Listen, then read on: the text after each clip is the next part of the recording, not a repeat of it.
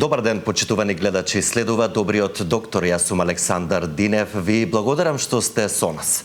Денеска имаме тема од областа на психијатријата. Ке говориме за депресија со посебен фокус на депресивност во возрастно доба. Моја гостника и соговорничка во студиото е доктор Билјана Додева Симоновска, специјалист психијатар во Универзитетската клиника за психијатрија. Докторке, добар ден. Ви благодарам што сте дел од денешното издание на емисија. Добар ден и ви благодарам на поканата. Докторке, за почеток, како вовед во денешниот разговор, што всушност представува депресијата? Така, депресијата е една сериозна клиничка состојба која секогаш бара стручност и лекување, сериозен пристап по лекувањето. Спаѓа во една голема група на психички заболувања кои што се викаат афективни или во превод значат расстройства на расположението. Основната карактеристика кај овие заболувања е дека промената и основната промена е во расположението. Расположението кога се менува во насока на намалено, тогаш кажуваме дека станува збор за депресија, а кога расположението оди во насока на лесно покачено и покачено расположение, тогаш станува збор за една друга состојба која што се вика манија. Доколку во една клиничка слика се застапени и двата афективни отклони, тогаш кажуваме дека станува збор за биполарно афективно расстройство. Што е карактеристично за овие заболувања, вклучувајќи ја секако и депресијата, морам да нагласам пошто е таква темата, овие заболувања имаат рекурентен карактер. Што значи тоа? Дека во текот на животот човекот може да искуси само една епизода на депресија, но може да искуси и повеќе епизоди на депресија. Некогаш тие се тригерирани од настани, стресни, но некогаш и се јавуваат без причина.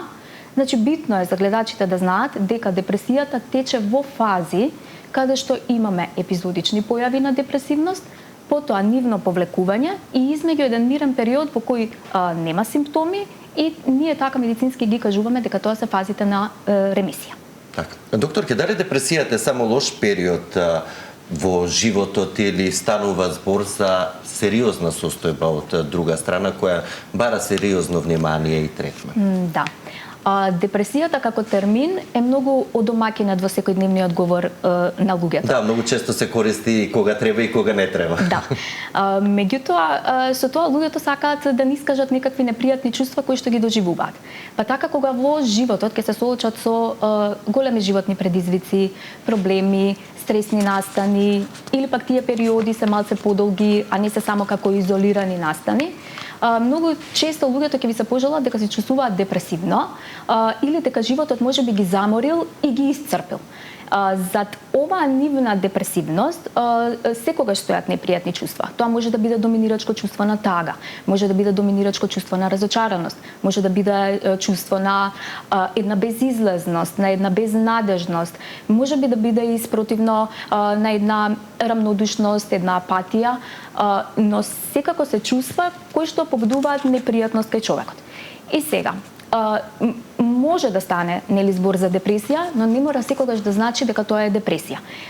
Која не е една ориентациона точка во разграничување дали станува збор за лош животен период или за депресивност, а тоа е дека симптомите кога поминуваат сами од себе, кога интензитетот од ден на ден се намалува на симптомите и кога човекот може вообичаено да функционира и покрај тоа што се чувствува непријатно во даден момент, тогаш веројатно не станува збор за депресија. За разлика од тоа, како што напоменав и претходно, клиничката слика на депресивноста е многу сериозна состојба, каде што симптомите не поминуваат спонтано, истите со тек на време се продлабочуваат и влијаат на целокупното однесување на човекот. Значи, тоа намалено расположение делува и на намалена волја за живот, делува на еден песимистички поглед кон животот и дека нема решение за неговата состојба. Човекот има депресивно пребоени мисли, значи неговото внимание е сконцентрирано кон себе, кон внатрешните негови случувања. Тој се наоѓа во една состојба на безизлезност. Ретко бара помош, иако има и пореметувања во најелементарните сегменти од функционирањето. Значи, тие луѓе не можат да спијат или пак спијат премногу. Може би апетитот нивни ќе биде намален, па нагло ќе ослабнат, или пак ќе биде зголемен, па нагло ќе се здебелат. Имаат проблеми со концентрација, со меморија.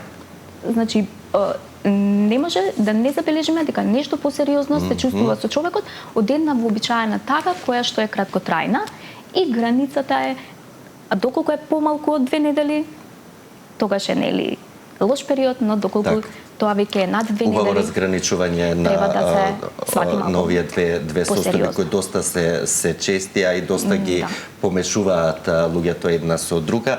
Колку е чест проблемот денес кога говориме за депресијата? Дали имаат влијание полот, возраста и од друга страна колку е засегната пак возрастната популација која ни е во фокусот на денешниот разговор и денешната емисија? Важно од денешниот разговор е луѓето кои што страдаат од депресија да запнат дека не се сами. Значи, над 120 милиони луѓе во светот секојдневно се соочуваат и страдаат од депресија, и депресијата е една од водечките причини за инвалидност во светот.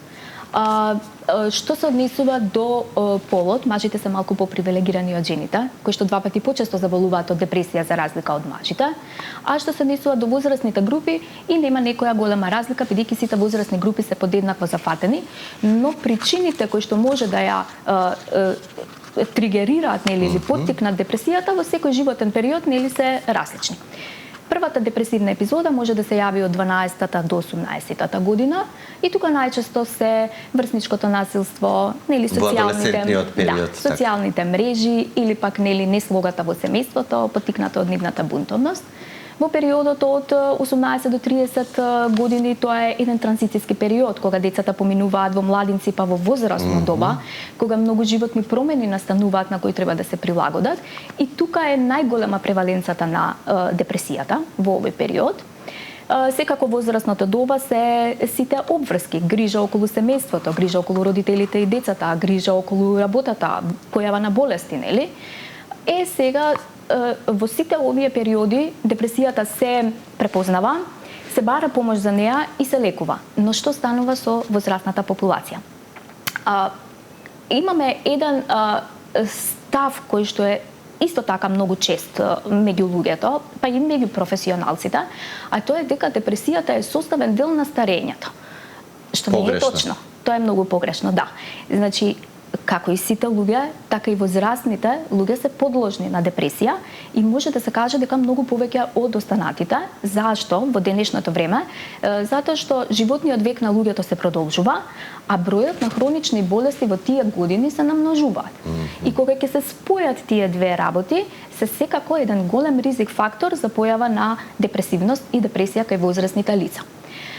Депресивноста се зголемува и најчесто се појавува помеѓу 60-та и 74-та година и се претпоставува дека секој 7 човек на таа возраст ќе се соочи со симптомите на депресија.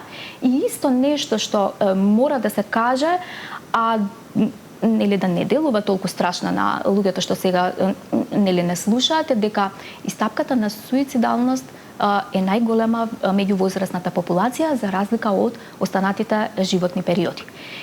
И сега кога ќе видите вака сериозни факти кажани за депресивноста, тоа се све научно подкрепени студии во возрастно доба, а при тоа најчесто поминува нетретирана, мислам дека треба малку похумано да ги Да, и поотворено да се говори, затоа што се уште се стигматизира за жал ова состојба, барем во нашата средина и во окружувањето, конкретно во овој регион каде што живееме и ние, кога сме кај депресивноста во возрастното доба. Кои се најчестите причини за појава? Споменавте возрастна граница од 60 до 74 години. Тука е периодот и на пензионирање. За жал се случуваат и неубави работи, брачните другари остануваат без еден од партнерите и слично. Дали тоа се најчестите причини, кои други причини доведуваат до депресивност? Да, убаво поентиравте, тоа се едни од главните причини за појава на депресивност во возрастното доба. Секој животен период во животот носи своји специфики, носи животни промени, а луѓето треба да се адаптираат на тоа затоа што неминовно е дека животот тече и животот нели се менува. Илузорно е да мислиме дека секогаш ќе останеме во 25-та година, како што е нели илузорно е да мислиме дека животот ќе биде вечен. Возрастното доба е период кога луѓето стареат, нели? кога нивното соматско здравје се засегнува, кога се јавуваат многу болести за кои треба да се грижат, кога ќе ви кажат секој ден по едно апче докторот ми додава, нели? Сето тоа им предизвикува загриженост. Тој е период кога имаат многу повеќе слободно време, а многу помалку активности. Моментот на пензионирање најчесто ги асоцира на некаков символичен крај. Може би е тоа крај на работниот процес, може би е тоа крај кога тие биле вреднувани според професијата што ја работеле, може да значи крај на еден стил на живење на презафатеност. Сега наеднаш немаат работа и немаат изговор за презафатеност, но многу често ги асоцира и како крај на животот. Значи, во овој период се намалуваат средбите со пријателите, средбите со децата и со внуците се поретки, се сведуваат на неопходност да им се причуваат децата, да им се направи нели храна. Брачните партнери, како што кажавте, заминуваат, се соочуваат со смрт на блиски луѓе и на роднини, и сето тоа само ја збогатува нивната самотија, што е карактеристична нели за овој период. Но самотијата сама по себе не мора да значи дека е депресија. Некои луѓе и уживаат во животот да го поминуваат нели повеќе од времето сами, си го организираат и многу добро се снаоѓаат во тоа, но кога самотијата ќе ја поттикне осаменост, така и луѓето, и чувството дека немаат со кого да го споделат секојдневието, тогаш веќе настапува депресија. Доктор, ќе да дадеме предност на прашањата од нашите гледачи и ќе продолжиме и понатаму околу останатите причини, но пред се и за симптомите и кога треба да се побара лекарска помош, но да ги слушнеме прво гледачите. Добар ден, во програма сте, повелете. Добар ден и убав ден. Исто и вам. Вака, а јас со депресијата и анксиозноста се запознав на многу млади години, околу 24. Значи, од 24-та година, сега сум плюс 25-50, немаше кој антидепресив не го примив, бензодиазепин и анксиолитик. Меѓутоа, после известно време станувам интолерантен, веќе телото не ги обработува, не ги препознава, пошто е веќе редовно примана како стална терапија, и ми даваат некој нов антидепресив. Не се чувствувам добро, ги имам сите тие мисли лоши, кои докторката е сега ги кажа на телевизија и кои можат сите они кои се со депресија и анксиозност да ги препознаат. Сакам да прашам каде можеме да се јавиме ке оваа докторка конкретно и дали може, пошто не сме од тој град, да закажеме за преглед за депресија и анксиозност, па од нејни агол, од нејно светло да каже што треба, како да ја менуваме терапијата или не треба, и некои нејзини совети, бидејќи таа во својата стручност е професионално лице. Така, ви благодарам за јавањето. Да, секако ќе добиете совет и одговор, само да ви посочам дека докторката работи на Универзитетската клиника за психијатрија и е специјалист психијатар. Имате мој термин кога сте во амбуланта, веќе чисто појаснување за гледачот со упатот матичен и како да дојде на преглед во Универзитетската клиника. Така, Универзитетската клиника е отворена кон луѓето за закажување на прегледи и многу ретко се случува да ние немаме слободни термини за секој човек што чувствува потреба нели да закаже. Меѓутоа редот е преку матичниот лекар. Значи треба да се обрати прво кај матичниот лекар, да ги каже потешкотиите и докторот да процени нели дали е тоа проблематика за на психијатар, што во овој случај нели станува збор за тоа. Потоа може и секој пациент, секој човек има право барем денес со платформата Мој термин да избере доктор од кој сака да биде прегледан, да закаже термин и да дојде да се советуваме и да видиме како понатаму ќе тече лекувањето. Така е.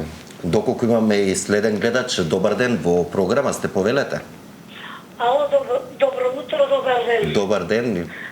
Поздрав до сите во студиото. Поздрав и до вас. И сакам да прашам. Јас сум постара жена и многу сум осамена откако ми почина мојот сопруг. Од тогаш почна и сите мои проблеми. Осамена сум ради тоа, јас имам деца, нека ми се живи и здрави, внучиња се. Меѓутоа сите си имаат неби обврски на работа, ваму, таму, не можат со мене да бидат. Иначе кога се слободни обрнуваат внимание и така натака. Меѓутоа, јас самотијата ме убива, како да кажам. Откако почна он, јас сум за никаде едноставно. Колку време е поминато, само накратко? Молам? Од загубата ваша на партнерот, колку време е поминато? Па 2 години. 2 години. Дали имате побарано стручна помош, психијатар, психолог? Да, сум побарала, меѓутоа, кога отидов прв пат на психијатар, не знам, но приодот беше кој е председател, кој е ова, кој е она, што ја не го очекував тоа, да ме прашуваат. Него ја мисля, сепак ќе ме праша што имате проблем, ваму, таму и така натака. Ја не сум до толку да ми све кажат. Да, не е лошо секогаш да побарате и второ мислење, да, во интерес на времето ќе добиете кратко. Не, само и ова да ви кажам. Да. И почнав сега во задње време многу да напорадам. Тоа повеќе... Не слушнавме убаво која активност почнавте? Да заборавате. Како? Да, сега ми појасни од режија дека сте почнале многу да заборавате во последно време. Сега тоа највише ме секира. Бев некња на доктор и не можам да памтам веќе ништо. Тоа ме секира повеќе него останатото. Тоа ме тера као на деменција. Ја па така мислам. Сега со тоа појќе имам проблеми, што можам да направам? Ке добиете совети и препораки, да, секој е добро да слушајте ги советите од доктор Билјана Додева-Симоновска, специјалист психијатар. Секако ви посакувам се најдобро, господја. Што само не запамтив на која годишна возраст е пациентката? Повозрастна сопруга, жена, но пред 2 години го загубила партнерот и од тогаш се чувствува многу самено, а во последно време и доста често заборава. Да, симптомите кои што ги кажа секако заслужуваат внимание и преглед, нели, од стручно лице психијатар, истиот пат преку матичен лекар, да закаже преглед, нели, на психијатар, да си ги каже жената потешкотиите и да се направат едни основни психолошки тестирања, каде што ќе се процени и ќе ни помогне во диференцијално диагностичката, нели, слика, дали станува збор за депресивност или станува збор за некои поконкретни потешкоти со помнењето, во секој случај по телефон вака. Да, не можеме да диагностицираме, но да, убаво рековте, клиниката за психијатрија отворена за сите пациенти, на клиниката за психијатрија и може искусни специјалисти кои ќе направат вистинска проценка. Ќе се направат сите потребни испитувања во однос на низината состојба и ќе се види од што конкретно жената страда. Но и секако ќе дадете препораки кои ќе ги спомнеме и кон крајот на емисијата, како да се справат со осаменоста пред се повозрастните лица кои се чувствуваат депресивни или имаат веќе депресивност. Ќе вклучим уште еден гледач или гледачка. Добар ден, во програма сте, повелете. Добар ден. Добар ден, бе слушаме. Јас зван темата сум, дали може да кажам нешто? Темата за депресивност или за некоја друга проблематика? За друга тема, ако сака, молам докторка, те поздравувам да ми кажи. Накратко, доколку е во можност, секако ќе добиете одговор. Ајде, ве молам, ние сме на село Битолско за тврда столица, нешто ако знае докторката, е молам. За што? За тврда столица. За тврда столица? Во ред. Да, сепак станува збор за друга специјалност, иако и специјалистите по психијатрија најпрвен се општи лекари, ќе мора да се обратите кај матичниот лекари, секако да во некој од наредните изданија ќе имаме или дигестивен хирург, но пред се гастроентерохепатолог, ќе имате можност да поставите прашање, но во меѓувреме уште денеска обратете се на вашиот матичен лекар или во општата болница Битола за да добиете основни препораки. Да продолжиме понатаму со разговорот. Карактеристично, за жал, кај повозрастните лица се и доста честите хронични заболувања кои ги споменавме. Како тие се одразуваат врз самата депресивност токму во овој период? Да. Ризик фактор се хроничните заболувања за појава на депресија. колку повеќе хронични болести се намножуваат, нели, толку луѓето се поранливи и посклони кон развој на депресија во оваа возраст, значи во возрастното доба. Имаме една народна изрека дека здравјето нема цена, тоа само ни упатува на скапоценноста на здравјето.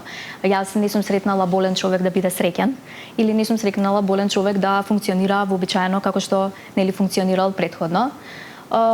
Од тука ни кажува дека болеста сериозно го погаѓа и психичкото и физичкото функционирање на човекот. Му ги пребојува мислите депресивно, значи човекот станува загрижен, исплашен за своето здравје и за својата иднина, а уште повеќе се компликува ситуацијата кога лицето не е во способност да се грижи само за себе и кога тоа го прави друг наместо него, најчесто семејството, па тогаш имаат грижа на совест, па имаат нели чувство на вина дека се терет на семејствата и состојбата се комплицира, а сето тоа нели води кон зголемен ризик и подложност на депресивност. Во последно време многу често се говори за поскапување на производите, инфлацијата, расте економскиот стандард, за жал се зголемува, тоа доста често го коментираат и во самите анкети на телевизиските прилози по возрастните лица. Како финансиската состојба, односно финансиските проблеми, стресот, па од друга страна и семејните конфликти влијаат врз појава на депресивност кај повозрастните лица? Така. Ние спаѓаме во сиромашно општество. Спаѓаме во општество во развој, иако тој развој трае многу подолго, нели, од што вообичаено требало да биде. Во карактеристично за овие нели сиромашни општества е дека безпарицата, односно финансиските потешкоти, се главна причина за депресивност на населението, за разлика од општествата кои што се веќе развиени, каде што недостатокот на слободно време и стресниот начин на живот пак се нели факторите кои што доведуваат до депресија. Значи финансиските потешкоти ја подкопуваат нашата базична сигурност и предизвикуваат екзистенцијални стравови. Како ќе се помине месецот? Како ќе се платат сметките, како ќе се купат потребните лекови, како ќе се подмират сите трошоци, дали бабата и детото ќе имат пари да им дадат на внучињата да си купат сладолед. Значи парите се пресудни и за уживањата во животот, но се пресудни и за она што им е неопходно, што треба да го поминат. За обстојувањето. Да. И кога се наоѓа човек во една таква состојба, а тоа е живот под голем притисок и живот во една пролонгирана хронична состојба, не можеме да кажеме дека луѓето се среќни. Значи тие се приморани да се изолираат од пријателите, приморани да се изолираат од семејствата, затоа што не можат да се ги приуштат задоволствата што инаку би им следувале, нели? Во таквите семејства, каде што пак парите се, нели, проблем сериозен, многу тешко се сочувува и семејната хармонија, мирот, разбирањето. Значи, кога е тоа состојба што трае, состојба од која што веќе луѓето не гледаат излез, неминовно ќе дојде и до подкупување на семејната хармонија и заедно со стресот и сето тоа секако се неповолни моменти за развој на депресијата. Докторке, постојат ли луѓе кои се повеќе склони кон депресија? Да. Вие ќе ставите двајца луѓе во исти услови, едниот ќе заболи од депресија, другиот нема да заболи од депресија. Што значи дека сите луѓе сме различни, но влијаат многу фактори. Биолошките фактори се во прва линија, поподложни луѓе и поранливи на развој на психички заболувања се луѓе кои што во семејството имаат нели веќе членови кои што страдаат од некакво психичко заболување. Потоа се психолошките фактори, односно структурата на личност. Значи луѓе кои што се самокритични повеќе, кои што се можеби анксиозни, кои што се хиперсензитивни, кои што се перфекционистички настроени, значи збориме како карактер, тие се и поподложни на депресија за разлика од останатите и исто така неповолните животни околности. Луѓе кои што растат во семејства дисхармонични и богати со насилство, или луѓе кои што растат во екстремна сиромаштија и бездомништво, или пак луѓе кои што искусиле загуби рани во животот, да загубат родител, без разлика дали е тоа смрт или развод, или луѓе кои што подоцна го загубиле брачниот другар или загубиле дете, се секако поподложни на развој на депресија од останатите. Како има и тука и нели стресот, има и посебни животни периоди кога луѓето се поподложни на депресија, тоа се после породување, жените што се во постнаталниот период или адолесцентниот период. Значи и хормоните и нивната нерамнотежа придонесуваат за развој на депресија. Така, како најблиските да приметат по однесувањето дека една личност се соочува со депресија? Кои знаци треба да бидат тригери или аларм да се побара навреме соодветна стручна помош за нивниот близок? Така, значи семејството секако ќе примети дека нешто се случува со човекот кој што страда од депресија. И доволно е да се примети и да се информира матичниот лекар. Значи не треба тие да ја диагностицираат, нели, болеста депресија. Не се бара тоа од нив. Човек кој што страда од депресија, најпрво ќе ви се пожали дека нема расположение, дека нема волја, дека ја изгубил мотивацијата, дека неговиот живот станува бесмислен, дека можеби се чувствува веќе уморен, има недостаток на енергија, дека не се радува повеќе на задоволствата кој што до вчера буквално се радувал. Нема поттик и иницијатива за превземање нели некакви активности.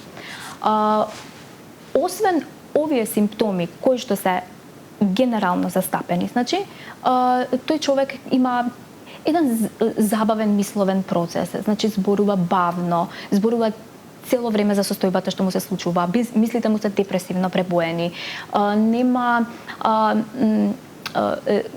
не гледа перспектива и не гледа излез од состојбата, се чувствува можеби безвредно, можеби се чувствува виновно, можеби се чувствува со намалена самодоверба, намалена самопочит.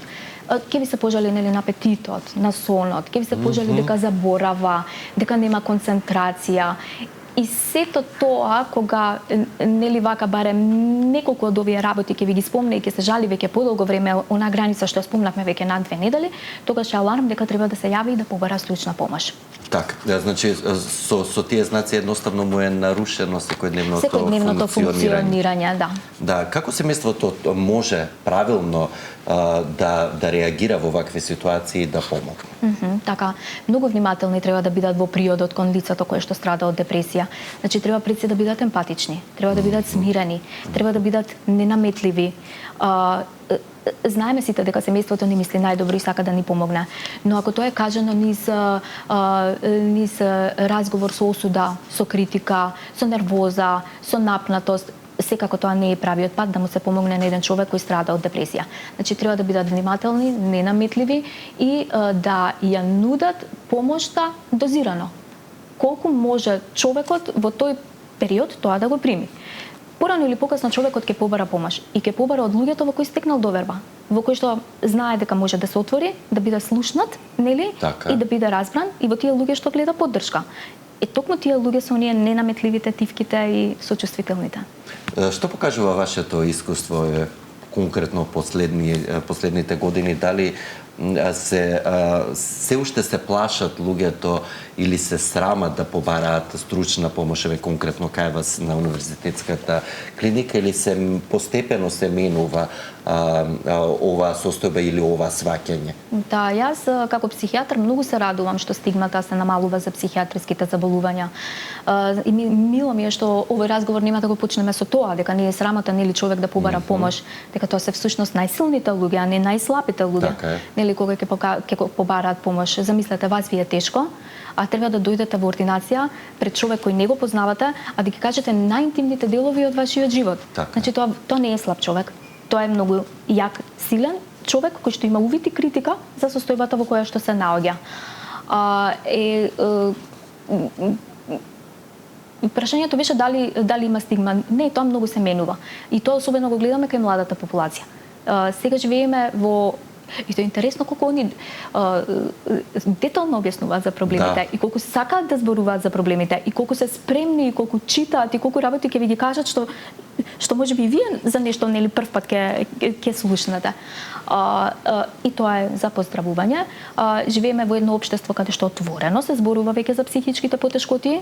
Дали се тоа луѓе кои што не се на општата јавност познати, или се тоа луѓе кои што се познати на општата јавност, но кога човекот ќе се идентификува со нечија приказна и проблеми на психијатрска природа, многу полесно се охрабрува да побара помош.